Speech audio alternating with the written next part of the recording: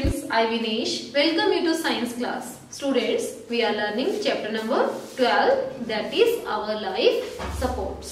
Means कि जो चीजें हमें जीवित रहने के लिए रिक्वायर्ड होती हैं हम उसके बारे में पढ़ रहे थे। तो इससे पहले वीडियो में हमने पढ़ा था कि जो ऑक्सीजन होती है it is very necessary for us because it is required for breathing. सांस लेने के लिए हमें इसकी जरूरत होती है और it is also necessary for burning, है ना। किसी भी चीज को जलाने के लिए, बर्न कराने के लिए भी ऑक्सीजन की जरूरत होती है। Now we will discuss about the composition of air. Composition of air का मतलब क्या है कि जो एयर है उसके अंदर कौन कौन सी गैसेस प्रेजेंट हैं और कितनी अमाउंट में, तो वो हमें यहाँ पे डिस्कस करना है। तो देखिए जो हमारी एयर है उसके अंदर बहुत सारी गैसेस प्रेजेंट होती हैं, जैसे फॉर एग्जांपल नाइट्रोजन है, ऑक्सीजन है और इसके अलावा कार्बन डाइऑक्साइड है, आर्गन है, नियोन है ना, और क्रिप्टोन है। ये सभी गैसेस हमारी एयर के अंदर प्रेजेंट होती हैं। Let us discuss about the clean air की जो क्लीन एयर होती है, साफ एयर होती है, उसका कॉम्पोजिशन क्या होता है। देखिए जो क्लीन एयर है उसमें 71% नाइट्रोजन होती है, 21% ऑक्सीजन होती है और जो बाकी की गैसेस हैं, बाकी की कौन कौन सी gases like neon, argon, carbon dioxide, ठीक है, krypton, all these gases form the other gases. देखिए ये सभी जो गैसेस मिला के लगभग इट इज लेस देन 1% या हम कहें नियर बाय 1% होती है।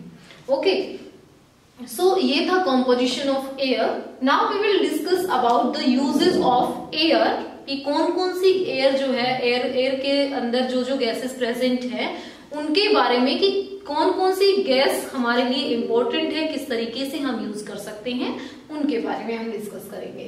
तो देखिए सबसे पहले है oxygen. You know very well we need oxygen for breathing, है ना।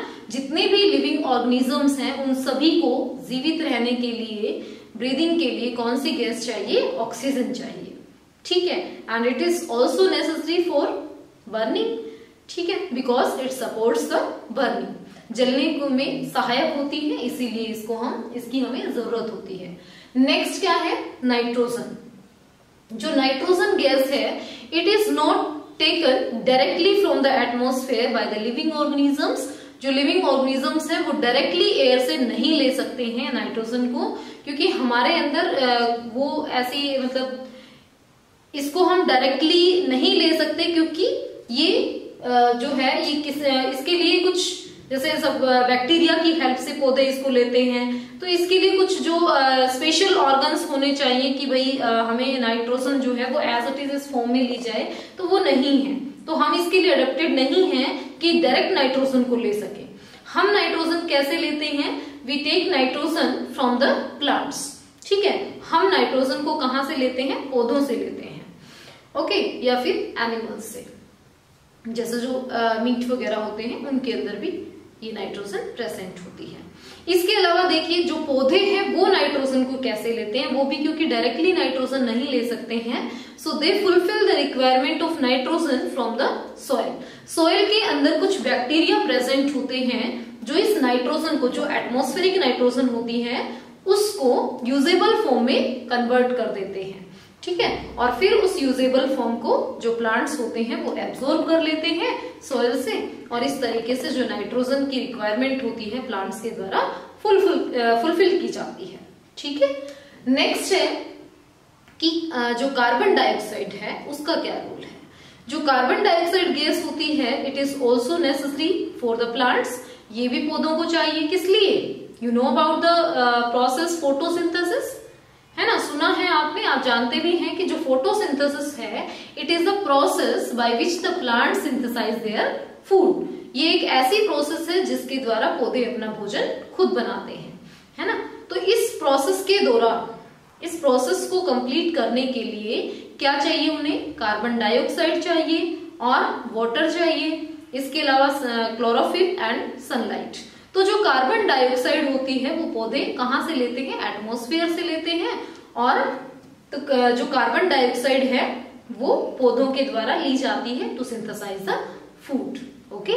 इसके अलावा जो बाकी की गैसेस हैं, जैसे आर्गन है, आर्गन जो कलरफुल ट्यूबलाइट्स होती हैं उनके अंदर फिल की जाती है, ठीक है, बल्ब्स के अंदर फिल की जाती हैं उनको जलाने के लिए। और इसके अलावा जो ट्यूब्स होती हैं, बल्ब्स होते हैं, उनके अंदर नियोन का यूज किया जाता है टू ग्लो देम, ठीक है, उनके अंदर जो लाइट होती है उसके लिए। ओके, नेक्स्ट है now the properties of the air, कि एयर की क्या क्या प्रॉपर्टीज हैं। आप कैसे पहचानेंगे कि एयर किसी चीज में, मीन्स एयर के पास क्या क्या चीजें होती हैं, तो उनके बारे में हम डिस्कस करेंगे। Air has weight, how we can understand this concept, इस प्रॉपर्टी को हम कैसे समझेंगे। We have to take 2 balloons, क्या लेने हैं, 2 बैलून्स लेने हैं, and then 1 stick. Okay, now fill the balloons, balloons should be of same size, एक ही साइज के होने चाहिए, एंड इन्फ्लेट देम, उनको फिल करना है एयर से, and we will tie them with the ends of the stick, एक स्टिक लेके और उसके एंड्स पर इन दोनों बैलून्स को टाई कर देना है, ठीक है। We feel that we will pick this stick from the centre, centre से पकड़ना है आपको, और उसमें आप क्या ऑब्जर्व करेंगे कि जो बैलून्स होंगे वो इक्वल होंगे, स्टिक बिल्कुल स्ट्रेट रहेगी, ठीक है, उनके अंदर वेट इक्वल है। बट अभी तो हमें नहीं पता कि वेट इक्वल है या नहीं है। यस, वो स्टिक जो है वो स्ट्रेट होगी, एक हॉरिजॉन्टल होगी, ठीक है।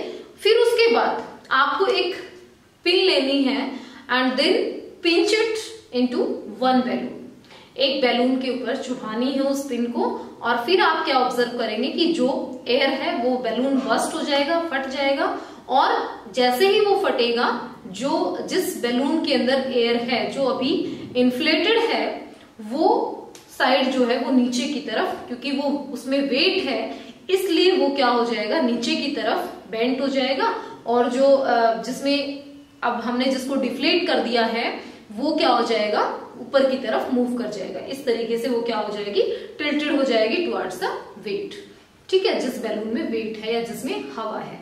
ओके, तो इस तरीके से हम एक्टिविटी के थ्रू इसे समझ सकते हैं। नेक्स्ट है एयर टेक्स अप स्पेस, हवा जो होती है ये स्पेस भी लेती है।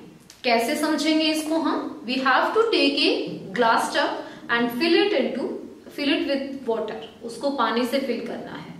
Now we have to take a glass, ठीक है, एक ग्लास लेना है, और आप जब इस ग्लास को वर्टिकली उसके ऊपर इंसर्ट करेंगे पानी के ऊपर, तो आप ऑब्जर्व करेंगे कि उसके अंदर किसी भी तरह के कोई बबल्स नहीं निकल रहे हैं। लेकिन अगर आप उस ग्लास को टिल्ट करके, थोड़ा सा टेढ़ा करके और उस वाटर के अंदर डिप कराते हैं, तो आप ऑब्जर्व करेंगे कि कुछ बबल्स निकल रहे हैं एयर के, ठीक है। तो इससे हम ये फाइंड आउट कर सकते हैं कि जो एयर होती है वो क्या लेती है, स्पेस लेती है, स्पेस लेती है। ओके, नेक्स्ट है air exerts pressure, how we can observe it, कि एयर जो है उसमें वो एक प्रेशर एक्सर्ट करती है। आपने सुना होगा कि when we will move towards the mountains, go to the mountains, जब माउंटेन्स पे जाते हैं तो क्या होता है, जैसे जैसे आप एल्टीट्यूड्स की तरफ जाते हैं, ऊपर की तरफ जाते हैं हाइट में, तो क्या होता है कि जो एयर का प्रेशर है वो कम होता जाता है ना, और ऑक्सीजन कम हो जाती है। तो ये एयर प्रेशर क्या है कि हवा जो वेट के कारण, वेट होने की वजह से जो एयर होती है वो नीचे की तरफ प्रेशर एक्सर्ट करती है। How we can understand this concept, देखिए, you have to take a empty बोतल, एक एम्प्टी बोतल लेनी है आपको, उसमें एक होल करना है। Now cover this hole by the help of a sellotape, ठीक है, और अब उस एम्प्टी बोतल के अंदर आपको पानी फिल कर देना है। Then tie this with cap, उसको cover it with its cap, उसको बंद कर देना है फिल करने के बाद। तो अब आप उस सेलो टेप को हटाएंगे, आप क्या देखेंगे कि अब जो है उसके अंदर से वाटर मूव नहीं कर रहा है, निकल नहीं रहा है। ऐसा क्यों हुआ, क्योंकि जो बाहर की एयर है वो उसको ब्लॉक कर रही है। सो दैट ऐसे ही आप क्या कर सकते हैं, एक स्टिफ पेपर लेंगे और एक ग्लास को फिल कर लेंगे वाटर से, ठीक है, और उसको स्टिफ पेपर के साथ जस्ट इन्वर्टेड करेंगे, उल्टा करेंगे, तो आप क्या देखेंगे कि जो स्टिफ पेपर है वो उसके साथ चिपक जाता है।